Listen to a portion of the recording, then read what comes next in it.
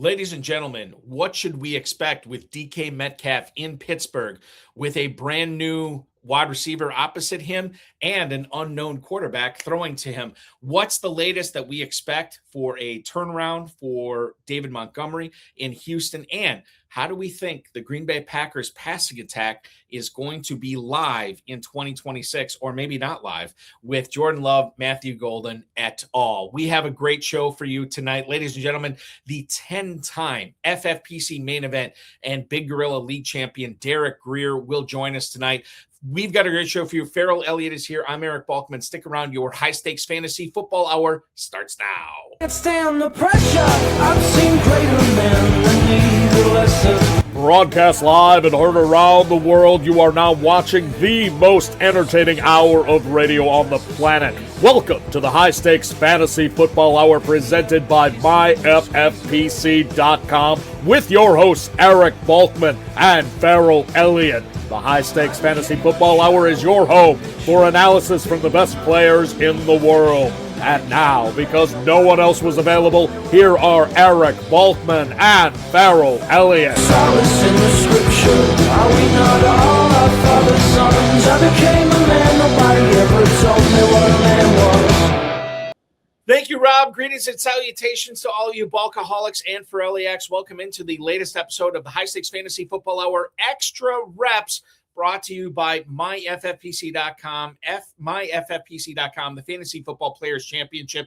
Eric Balkman is my name. I'm your slightly above average host, and my co-host is the definitive commissioner of fantasy football, Ferrell Elliott. Coming up on tonight's show, let's get into the conversation of the Packers passing game. We will also talk about one newcomer to the NFC East and whether he can finally launch on that big career that I think many of us expected in the FFPC in new digs as he assumes a new team and a new quarterback this year. We will also talk, time allowing, Jalen Coker, AJ Brown, the Baltimore Ravens receiving situation, and so much more.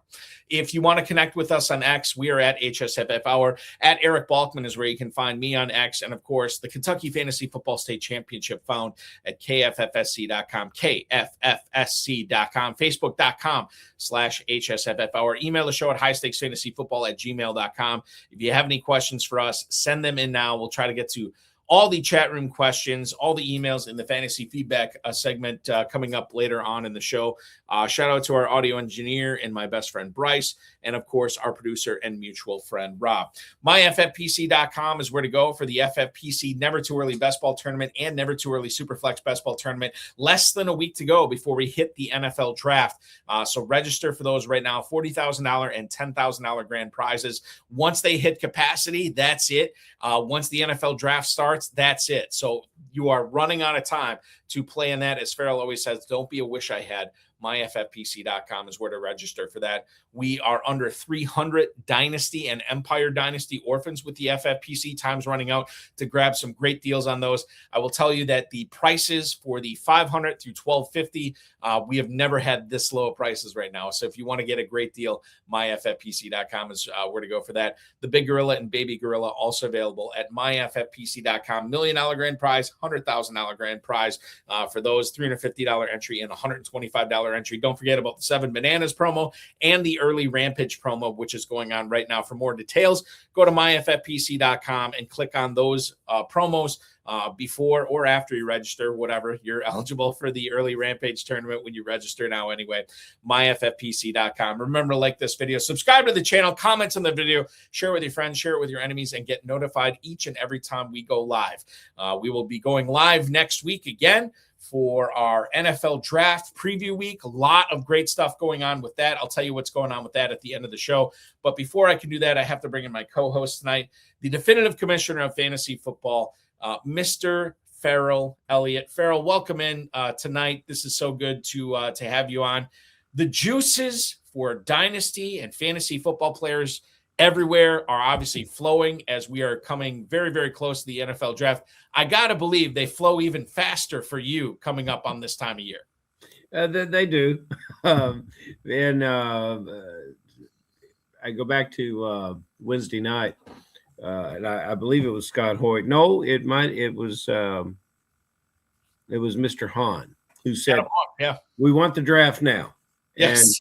And there is so much work being done and so much to do.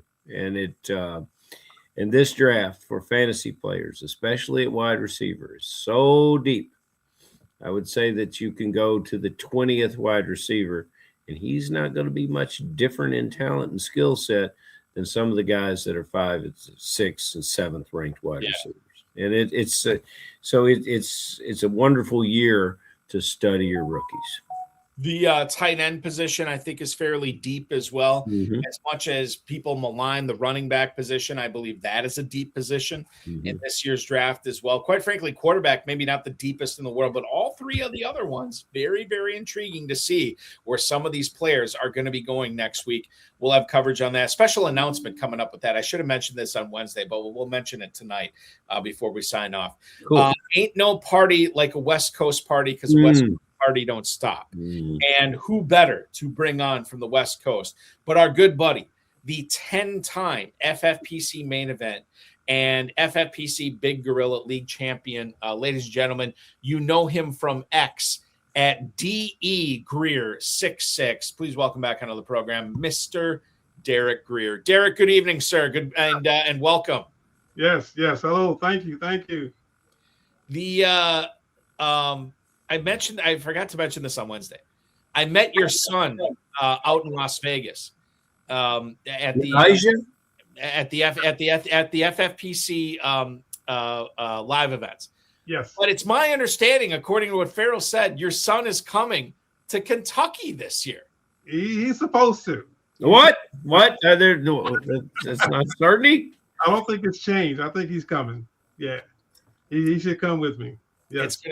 There's an old great Southern Americana song with a line that says, "Oh, Elijah, gonna miss me when you're gone." So we gotta have Elijah up in here, So that's just all there is to it.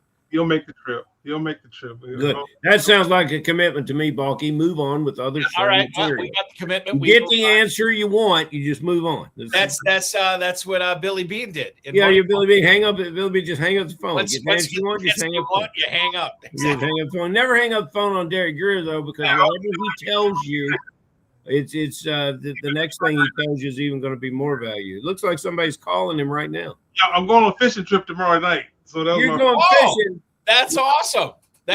Where are you fishing, Derek? We going out of Long Beach. Long Beach. So what kind of fish do you catch at a Long Beach? Oh, we'll catch some lingcod, some rockfish, and whatever else is out there that's going to bite for us. I get so confused. When he said he was going fishing, I wanted to remind him he was a married man. I get so confused with what people are talking about when, I just really do. It allows me to get out. So I'll go on an overnight trip. I didn't go last year because I was too heavy involved with my dynasty teams. Yeah. We're going to get on that shortly. Rockfish. I heard those are good eating. Is that true, Derek? Yeah. It's part of the red snapper family. Okay, got it. All right, fantastic. Beautiful. Well, listen, we're going to go from fishing in Long Beach to talking about wide receivers in Pittsburgh as we lead off tonight's show with an email from Jim in Miramar, Florida, who may or may not do some fishing down there. But he wants to know, and Derek, I'll let you lead off with this.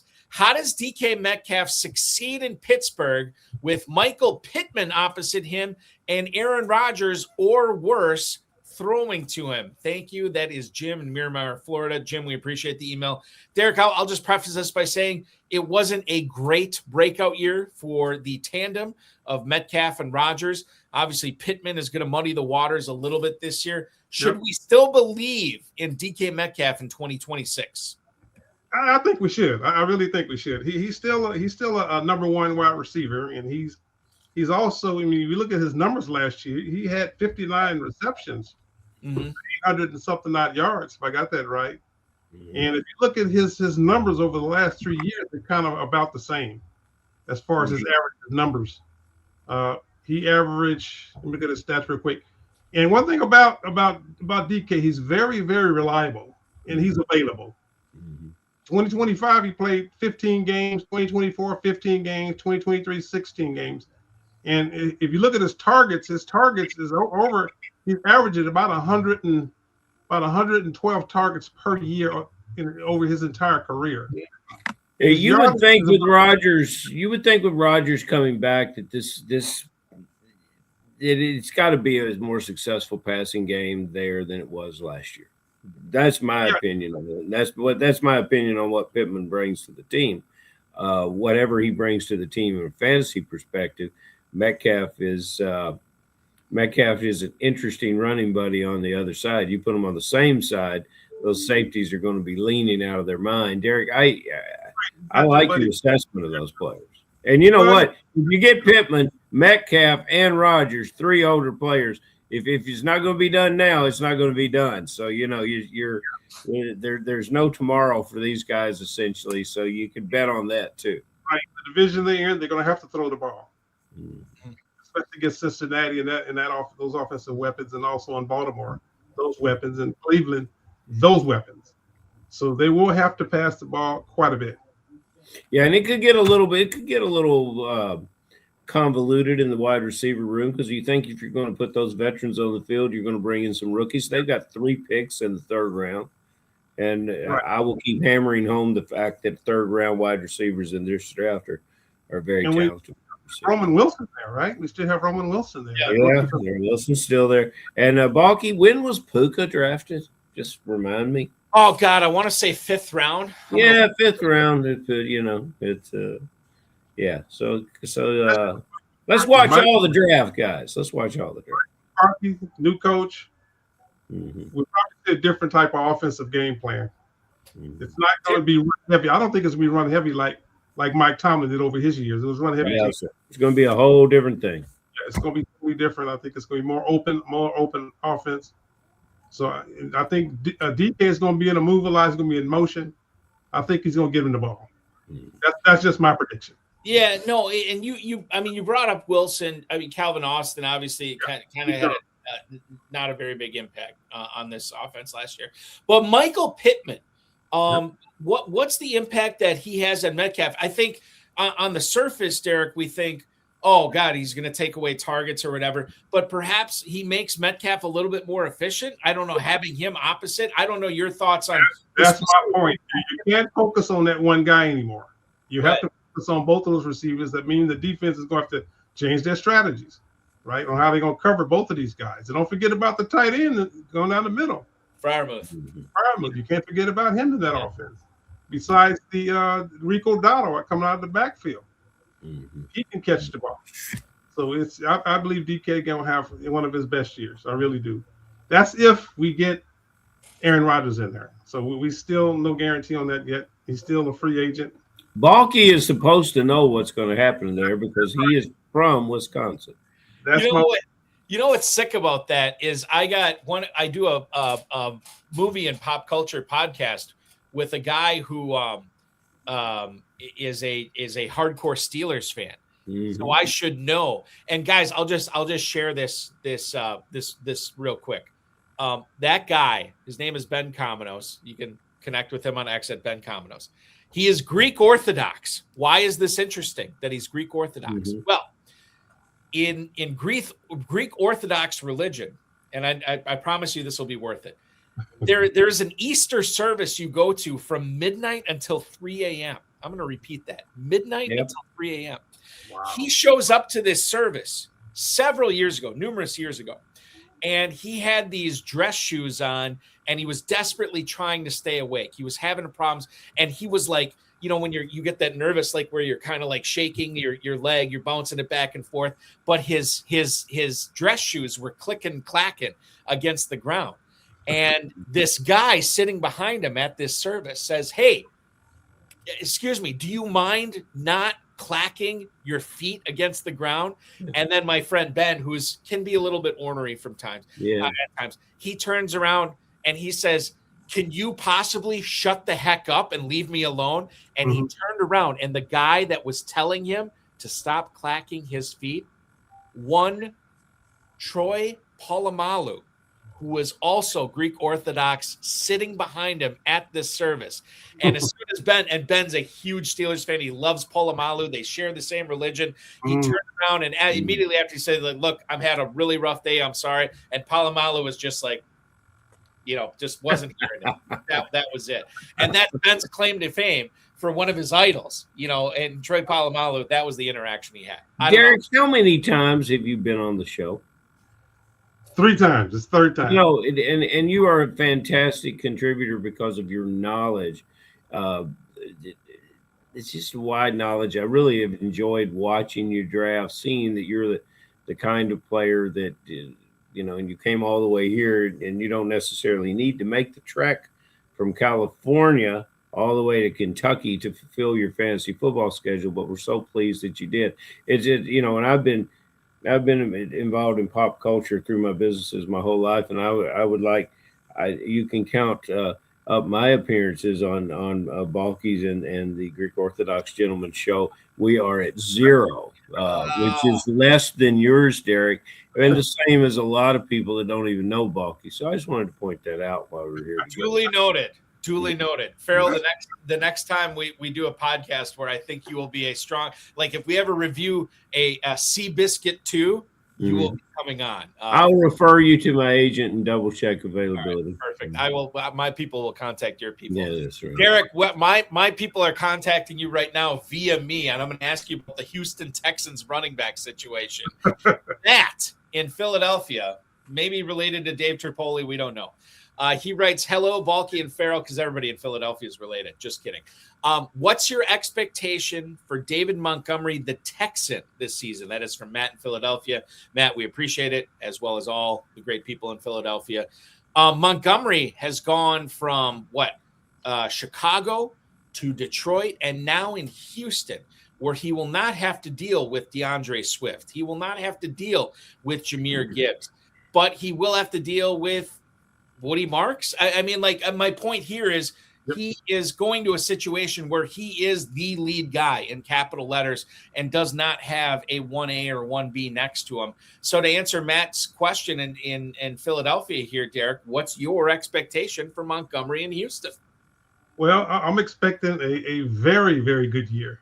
I know I kind of in our draft, I think about a month and a half ago with Ferrell here, he was drafting, I think, the 12th spot, and I was like 11 or 10. I kind of talked him into drafting. I think it was 5th round. He got him early. In fact, it was the same week that he had signed with Houston. I said, here we go. And right away, Derek sent me an unexpected gift, a little nudge in the right direction. He can see things that others can't, Balky. Yeah. And I don't think that was a very good team of mine. And I have to remind myself, Balky, when I'm playing early in the season in the FFPC, to consult the rule book and the structure of the league before I start drafting. But be that as it may, I would love to have Montgomery on a good team because I think, Derek, just like you, he can really contribute to getting you the entire way through the season. I see a lot of carries, a lot of yardage, and a real touchdown weapon. I see he's going to be a beast. Yeah, it'll be a beast. The way their offensive game plan is run the football first. They're a run-heavy team. Mm-hmm. And also, he's a good receiver out of the backfield. They should score at least, my predictions, between 10 to 15 touchdowns. Yep, easy.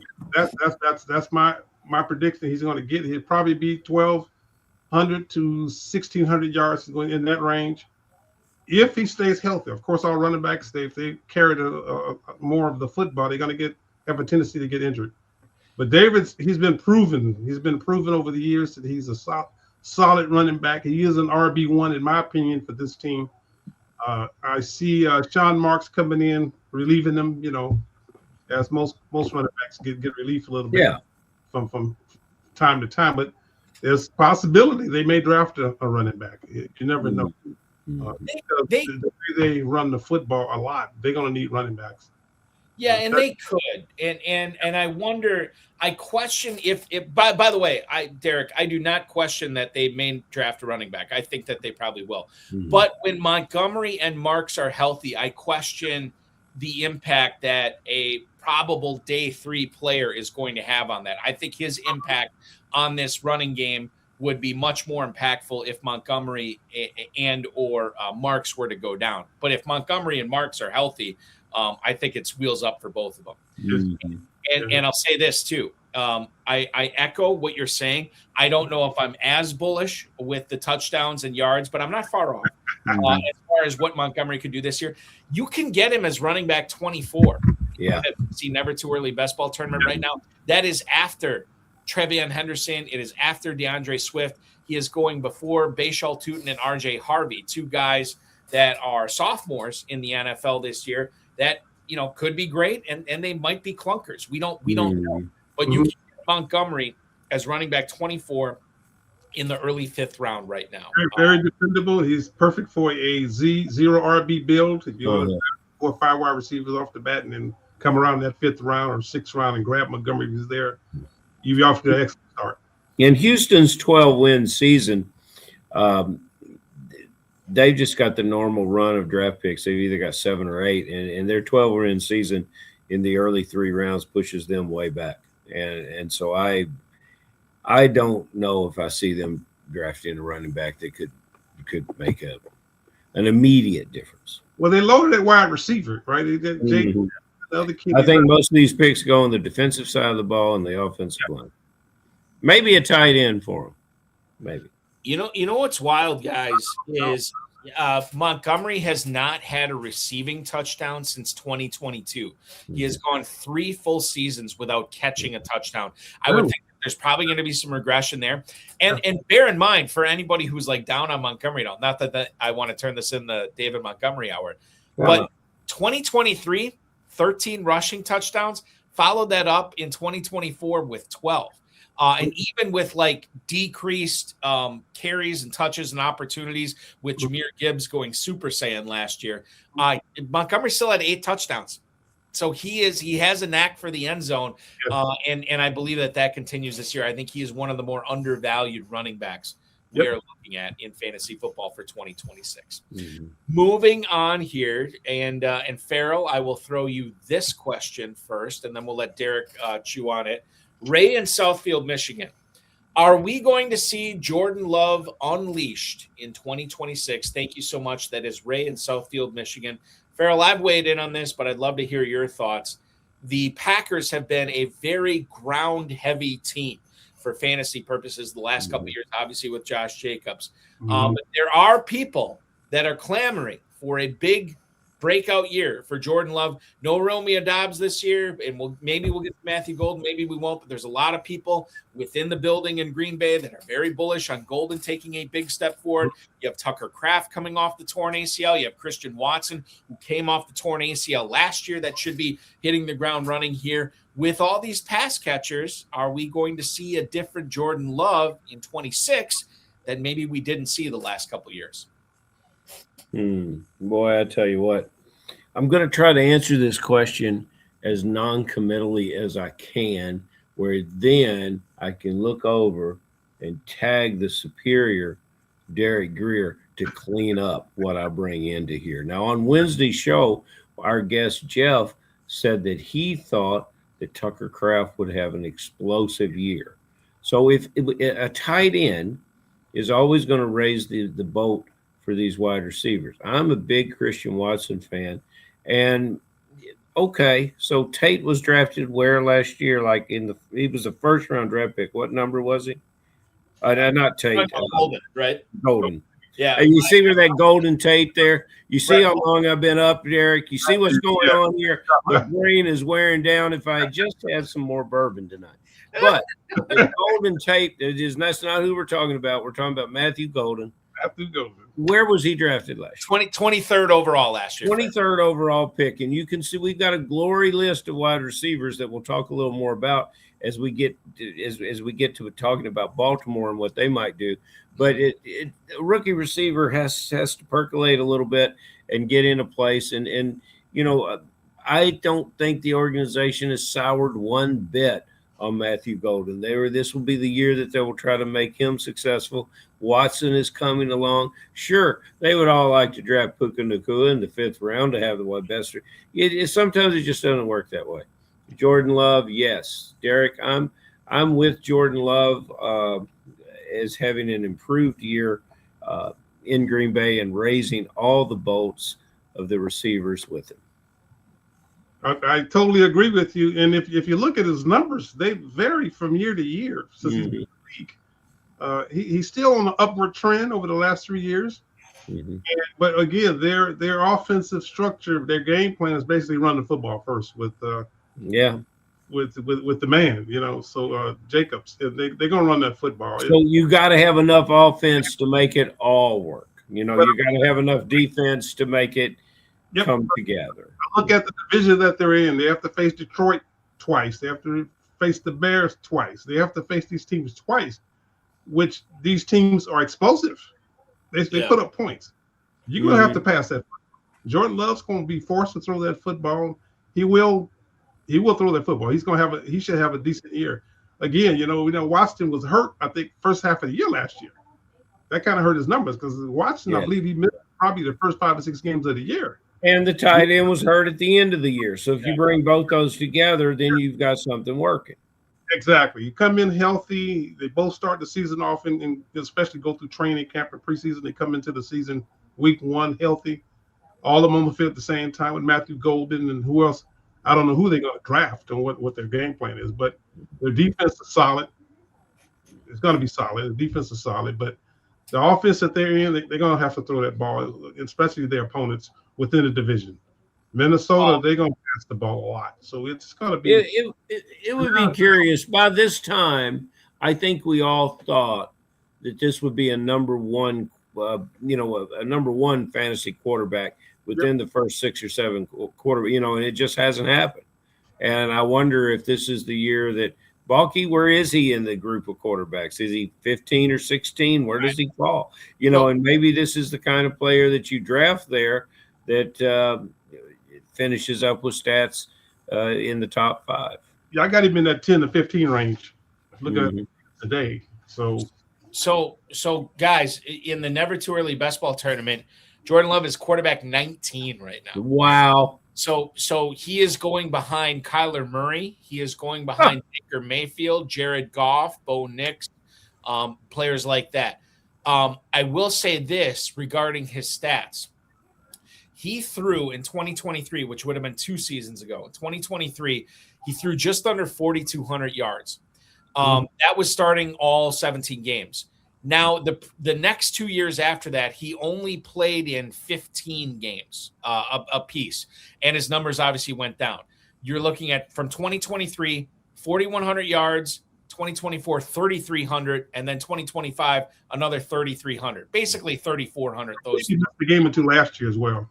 Right. Yeah. And the touchdowns too went from 32 to 25 to 23. So if he is playing in all 17 games, I think we're probably looking at a minimum of 4,000 plus yards. We're probably looking at a minimum of 28, 29 touchdowns. And the rushing yards too, I'm trying to find those right now. If we look at his rushing yards where he was, he definitely had an impact there. 2023, 250 rushing yards and 4 touchdowns. The year after that, he didn't run as much, less than 100 yards, still got in the end zone. But then in 2025, again, even dealing with some injuries, he had 200 rushing yards. So there's something to be said for that. I think Love is a nice little buy right now. I think the whole fantasy world, Derek, is sleeping on him. Yeah. Keep in mind that Jacobs just joined him, 3 years ago? Yeah, it's true. That changed the game plan. So, and the other thing with Jacobs too, like there's a non-zero chance that he slows down this year too, and they're relying on Love. I think these veteran old running backs are still doing it.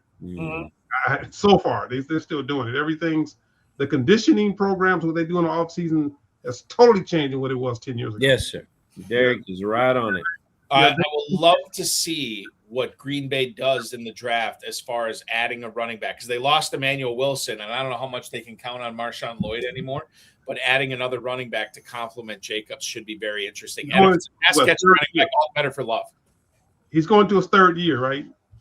But Jacobs is going in his 3rd year with Green Bay. The backup running back. Well, we don't – who is it? That's the thing. I mean, is it Chris Brooks? They just inked him to an extension. Emmanuel Wilson's in Seattle, and Marshawn Lloyd can't get out of the training room. So we don't really – I don't think they have a strong answer at backup running back in Green Bay at this point in time. And they don't have a number 1 draft pick this year. And no. You got to wait until the next day to see him draft somebody. I will say this. I wouldn't think if they had a number 1 pick, I don't think they'd be going running back, but you never know. Derek, another email here. John in the Bronx wants to know, are you guys predicting a Chig Okonkwo breakout this year? Thank you, John. We appreciate the email. Okonkwo, so I'm just going to leave this out here. I like his situation better in Washington than what I saw in Tennessee. But Derek, as I throw this to you, I can't help but wonder if Okonkwo was going to be a fantasy difference maker, wouldn't we have seen it already in his previous few years in the NFL? I'll let you weigh in on Okonkwo in our nation's capital now, Derek. Well, I think right now he has a quarterback. You know, his years when he came into the league, who he had? Ryan Tannehill. You know, Boy, those were rough times. Will Levis. No. Will now he get the rookie just last year, and he's in this second year. So no consistency at quarterback in Tennessee. Now he's going to a place where he has a stud quarterback in Jaden Daniels, which throws the football a lot of targets to the tight end position. With this guy in motion, I can see a lot of targets. I see a lot of screen passes. I see another Harold Fannin type of year. When Harold Fannin did last year in Cleveland, he caught the ball in the backfield. He caught the slants. He just caught everything that's come out of the backfield. Even sometimes lined up in the backfield. I wouldn't be, because his size, his profile. What is he? 6'2", 243. He's got a nice profile there.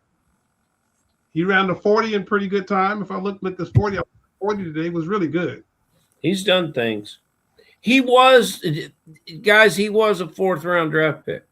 If you begin to look at his numbers as a 4th-round draft pick, spot on. That's right where he needs to be. And he catches about 50 passes a year. One of the things that I looked up on him was his college stats, his senior season. He caught 50 passes. I'd love to see him break out. I think, he would only run second to you, Derek, in best beard in football. So, Balky's, close to show, so he's not eligible in the contest. But nevertheless, you still have that Sinet there, the other kid. He's only in his 3rd year. Sinet. This is sort of the biggest mysterious player tight end in the whole league. And I keep wanting more, and sometimes I wonder if he's not giving us just who he is. If we sometimes trust NFL scouting, maybe he's giving us who he is. But, if we had trusted NFL scouting, Puka Nacua would be the 4th receiver on his team, catching about 30 balls a year. So, And Jamarcus Russell would be a Hall of Famer. He would be in the Hall of Fame. Yeah, that's true. He's in the Hall of Fame at Shake Shack. Ertz is still a tight end out there as a free agent. Who is? Ertz. Oh, yes, he is. I was going to bring that up, Derek. The Commanders have not ruled out bringing Ertz back. No.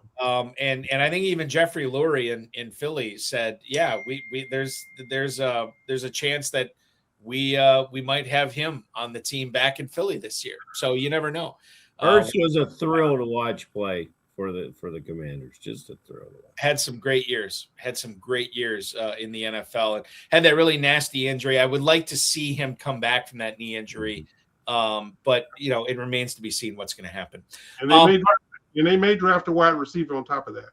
That's the other thing that I think we should talk about with Okonkwo here is he's got to survive the draft, right? Yep. I mean, they could draft the tight end. They could draft a wide receiver like Lemon or Tyson, or if Tate's still there, or maybe they wait till the 2nd round and snag a guy like Denzel Boston, or if Casey Concepcion falls. And then all of a sudden we're looking at Okonkwo in a very different lens. And perhaps we're looking at through the Ferrell Elliott lens of maybe this is who this guy is. They more than likely all the drafts have them do selecting a wide receiver in this draft. So I think they will draft one. Yeah, but they only got 6 picks. We all know that. Yeah. The next thing I want to bring up is speaking of the draft, Derek.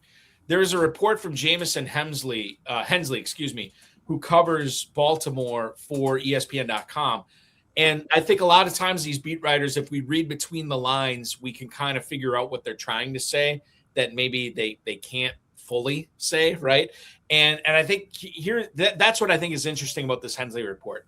He believes that there's, quote, a strong chance that the Ravens add a wide receiver, and he specifically says at 14 overall. Wow. Now, currently, Derek, in Baltimore, you have Zay Flowers, you have Rashad Bateman, you have Devontae Walker, right? Hensley also said for people saying that they're going to take an offensive lineman there, they've never taken a guard, they've never taken a center in the top half of the first round. So I don't know. Quite frankly, maybe I should have looked at this. I don't know if the Ravens have had any of the top 3 guys in for top 30 visits or whatever, which isn't really a top 30 visit. It's just a 30 visit. Yeah. You look at this report from a well-connected beat writer in Baltimore. Does this make you feel like you need to move off of Zay Flowers in dynasty leagues right now, knowing that there could be a young up-and-coming guy to compete for targets with them? Or is this a buying opportunity for Flowers where even if this young guy comes in, he may not make the impact in 2026 that perhaps some people would think, and this could be a banner Zay Flowers year, Derek? It very well could be. I'm not laying off of him. I'm heavy on Flowers. He and him and Lamar, they have that connection. They need a tight end. I believe they're going to draft a tight end. I don't know. It won't be in the first round, but they're definitely going to grab a tight end out of this draft. I have predictions for this team. Derek, you want to hear? Yes. The wide receiver room has always been this kind of shaky. They got Bateman in there, and every year we say they need to draft a receiver, just like we said with Buffalo. They need to draft a receiver, blah, blah, blah, right? All of a sudden, back to Wednesday night, our guest said, he said the landing spot is overrated. And then he talked about how he didn't care for Zay as a receiver in Boston.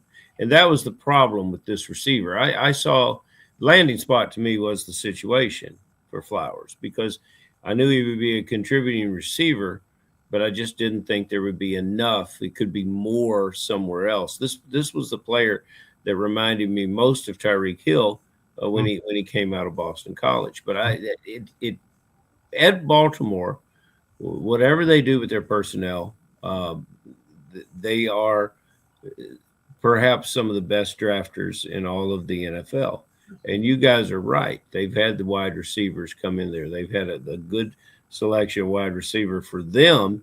The one that I think would help Flowers the most is if they went out and got Boston, because he's the absolute polar opposite of Flowers. Yeah.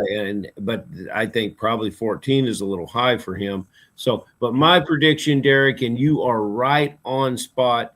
My prediction is the former New Mexico State, recently of Vanderbilt, Eli Stowers, going to Baltimore in the second round. Nice. I like Stowers. That would be nice. Call me crazy. But you know what? I think they're gonna grab a running back out of this draft as well. Yeah, they will. They will. Henry's on his way out, so you could call me crazy on this, and while I think your Stowers, both of your guys' Stowers point makes sense, I would be surprised, but I would not be shocked if Kenyon Sadiq is the pick at 14 if he's still available. Wow. Paired with Mark Andrews for this second contract or third contract that the Ravens have signed him to. Not saying it's likely. It definitely won't be Isaiah likely. But I'm not saying it's going to happen or probable to happen. But if that card gets read next Thursday night, I'd be surprised if Kansas City let him get by at 9. Bucky, just own it. Just own it. Just say, hey, he's going. This is where he's going. I'm right about it. And when we get back after the draft, I'll tell you how right I was. Kansas City would be interesting. If you were to go there draft next week. I can't wait. Yeah, we can't wait either. Remember the quarterback that ran in sub 4.4s at the combine? What was his name? Was it Cole Payton? I don't even know. No. This year, Green. Taylor Green. Yeah. Green. Somehow, if I'm in that draft room, that's the guy that I'm going to draft and try to make him my next Lamar. I'm going to keep him around for a little while, and that's going to be my guy. And they surprised us with Lamar years ago when they traded up in the first round and got him. They don't have to get in the first round for this player, but boy, you sure are getting an incredible ball player right there. Talon Green is the player out of Arkansas, 6'6", 227. This is Lamar Jackson on steroids. He doesn't run like Lamar Jackson, but who does? But this guy is fast, Ferrell. Yeah. Interesting to see. All right, Derek, I'll throw this one to you. Mike Garafolo, had this report for the NFL Network in regards to Howie Roseman answering a question whether A.J. Brown is going to be on the team this year. And I quote Howie Roseman, "What do you think the odds are that I'm answering this question any differently than I answered it anywhere else? Like, really, do you think that's 50%? Do you think that's 75%? To me," end quote, by the way, "to me, when I hear something like this, I'm kind of like, you know what? I don't think A.J. Brown's on this team in 2026. I'm getting more and more set in that. Now, maybe that's to my own detriment.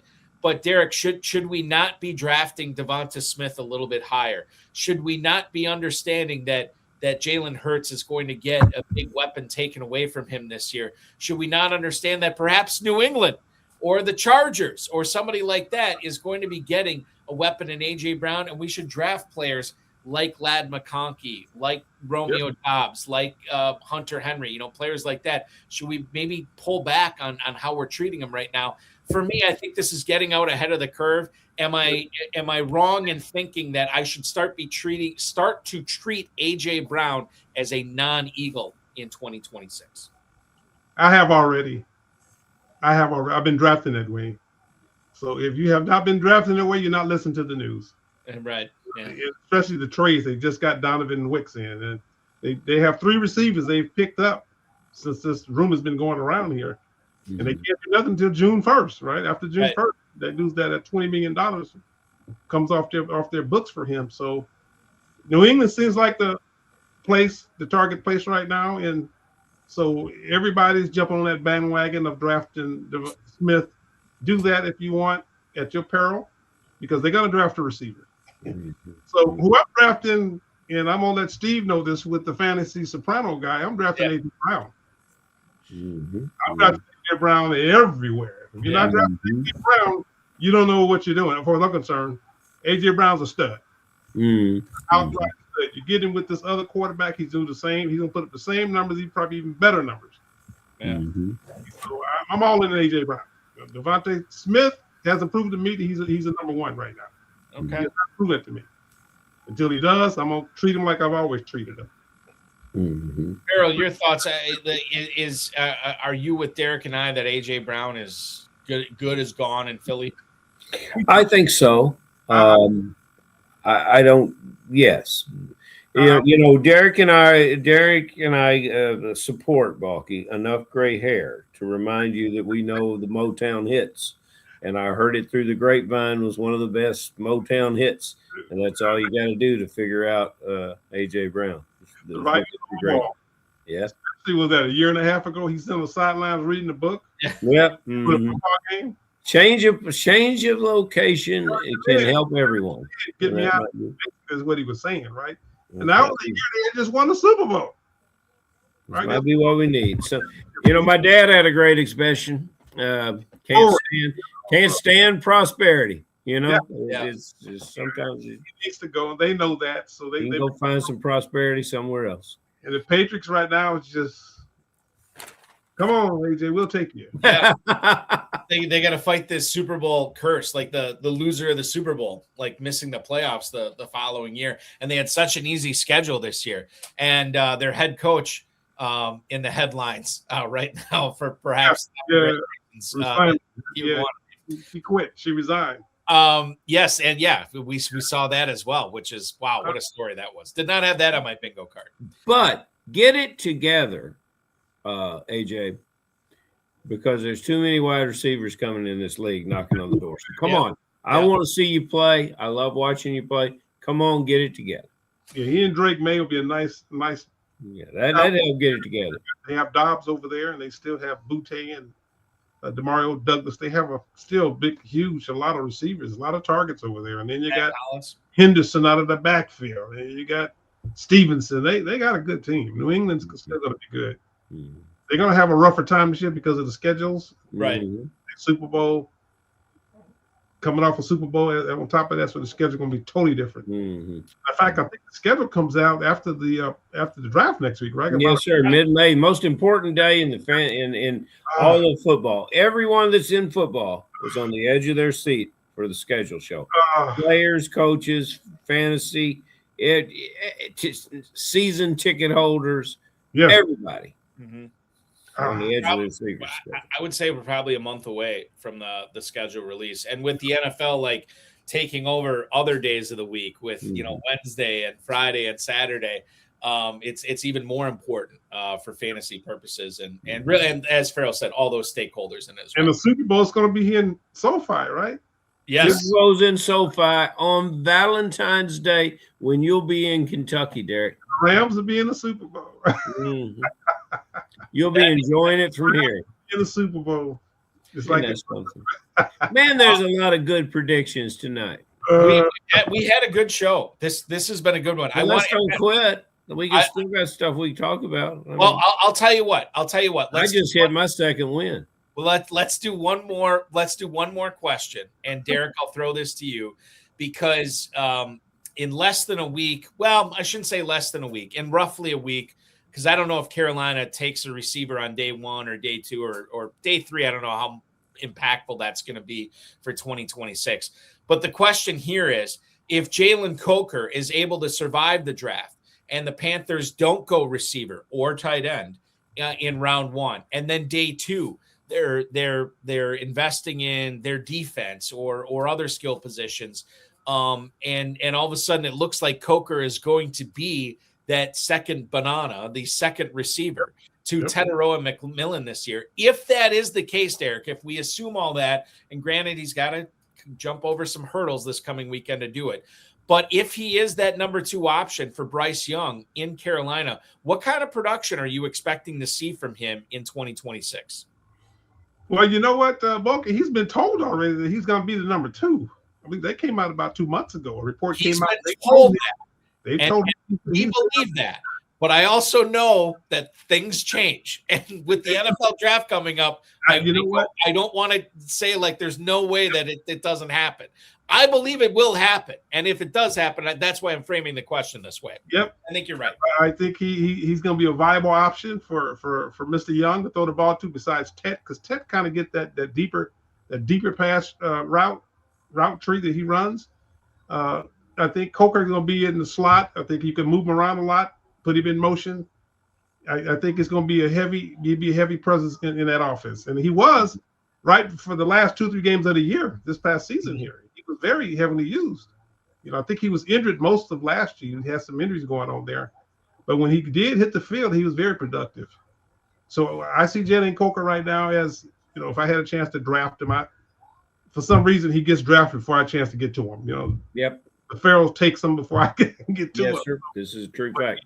We have had some wonderful times drafting and opposing each other this year, along with Tommy Heron, Tommy Island, the lead of fantasy soprano, Stephen G. We've had some great. It's been a great spring, and I've been out of drafting now for 10 days, and I feel like I'm missing my true calling. I can't wait to get back. The other day, and I'm tired, so I'm rested now, recovering, and I got dynasty teams that I'm building up now and making trades every single day. I build my dynasty teams up because I got to win this year. My dynasty. Yes, sir. We got to win. We're all under pressure to win. We all want to win every year. What's the most important year in dynasty? This year, right? And we want to get it done this year. Derek been getting it done in dynasty. And in best ball leagues. Derek Grier, the 10-time FFPC Main Event and Big Gorilla League champion, joining us on the show tonight. Derek, thank you so much for hopping aboard. We will continue to follow you on X at DE Grier 66. That is DEGR IER66 on the X. Great stuff. And by the way, what a striking, handsome photo of you at the KFFSC with a KFFSC trophy in front of you, sporting the KFFSC hoodie on your Twitter profile. This season, I missed it by 2 points, something like that. It was close. Win that trophy. Yeah, we got trophies waiting for you. It's not going to be long ago. This is our 25th anniversary this year, Derek, and we've got a lot of special surprises. And but what makes it work, what makes it worthwhile after all these years is guys like you in the building. So we can't wait for August. Is what it is. And they got to get here on Thursday because we have the special bourbon dinner of which Balky is going to deliver the benediction and a speech. We'll fly out that Wednesday before. We're gonna get sir. Yeah, Wednesday before, and Balky will be the MC, and it's going to be great. Thursday night dinner. Yes. Derek, be good. Enjoy the NFL draft next week. Enjoy your rookie drafts the week after, and we will talk with you again very soon, my friend. The pressure's on. I'll see you in the draft room, brother. See you, Derek. Always. You got it. Later on. That is Derek Grier, 10-time FFPC main event and Big Gorilla champ. The tension is palpable. And what better way to cut through the tension, Ferrell, than drafting in the KFFSC, KFFSC.com. Draft now, draft early, draft often. With the NFL having its annual Choose 'em Up in Pittsburgh coming up next week, have your own Choose 'em Up with the KFFSC right now. And you teased this earlier. Next week, we will have an announcement about the KFFSC. Is that accurate? We have an announcement in celebration of our 25th anniversary. We're doing a number of things slightly differently, but this one was a big difference, a big new addition to the KFFSC family, and I can't wait to tell you about it next week, Bob. Oh, that's going to be exciting. Until then, Ferrell, enjoy the NFL draft. No, we will not enjoy the NFL draft because you and I will do a show Wednesday, NFL Draft Eve, with one Tom Weaver, the 3-time FFPC Dynasty League champ from last year. We'll have a fantastic full-on preview of the NFL draft and getting you all set and excited for what's going to take place in Pittsburgh. Until next Wednesday, Ferrell, I bid you adieu. Enjoy your weekend, my friend. Thank you, brother. That is Ferrell Elliott, the definitive commissioner of fantasy football. Want to thank our guest tonight, Derek Grier, Ferrell, the FFPC, Rob Bryce, and of course, each and every one of you. What's coming up next week? I will let you know exactly what's coming up. Monday night, it's a special Monday night episode of the FFPC high stakes, the FFPC Insider Access show, which is going to be great. When it comes down to it, we just could not do a show during the NFL draft on Thursday night. Just wasn't going to happen because so many eyes are on the draft on Pittsburgh. So how do we get eyes on the FFPC Insider Access show? We do it on Monday, 7 p.m. until 9 p.m. It is the definitive preview show for the NFL draft, and we will be welcoming back on Matt Price from Dynasty League Football back onto the show. He will get us prepped for all the rookies, everything you need to know about heading into the NFL draft. That's next Monday. Next Wednesday, Ferrell and I will go live at 10 p.m. Eastern time with Tom Weaver, the 3-time FFPC Dynasty champion. And then we will record a show Thursday night, roughly around 11 p.m. Eastern time. Or maybe midnight. I don't know. It'll be later on. Probably 11:30 Eastern time.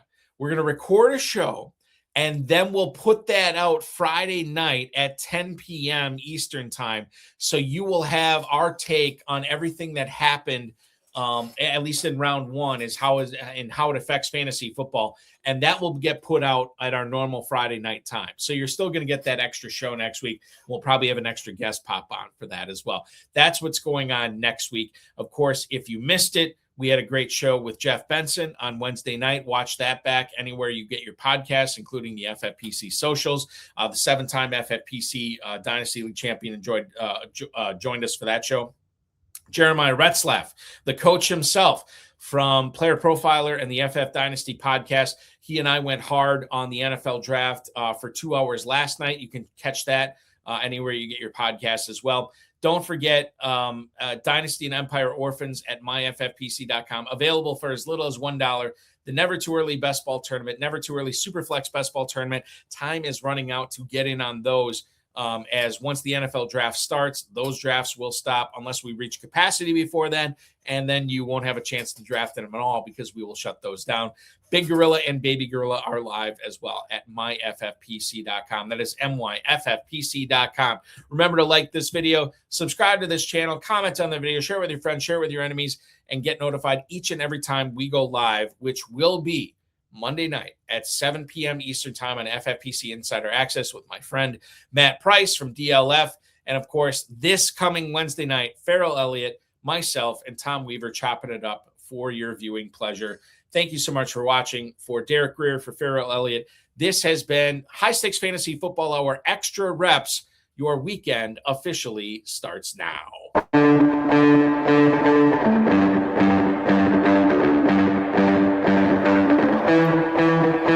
This has been another episode of the High Stakes Fantasy Football Hour presented by myffpc.com. It was broadcast live and was watched around the world. Balky and Ferrell will be back next week with more analysis, more interviews, and more advice from guests much smarter than they are. Thanks for watching, and we'll talk with you again next week. Yourself.